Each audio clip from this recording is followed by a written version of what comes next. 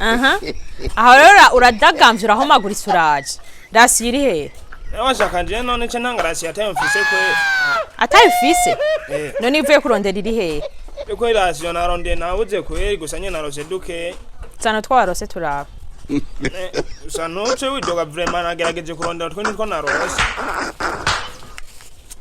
niyo mahera ya Ration je warunzaniye ayo dupira n'umuryango umugore wanje gasaya kari yo narose ayo tora nawe utwara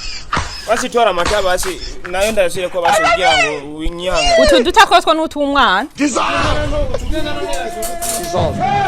ambone akakamara amajaga eje nukuza umugore ndamuzanira Ration ndamuha amata tatahasha aca nanyugarana kwe shakweri kigiye kwe ndabona kurongora si byoroshe kwe anye ndazanye Ration arayinteye aca nanyugarana nkaca menya ndarahe kwera uyu munsi Ration ndayimuhaye akayanka kwe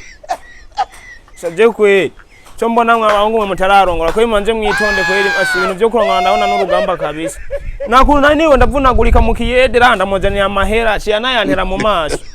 cyana hakunda ariko aya ivyo no bantu bakwera ibintu byo kurongora mwabahungu uzo wanje muraba umugomba murongo kugira ngo muzohora n'ingorane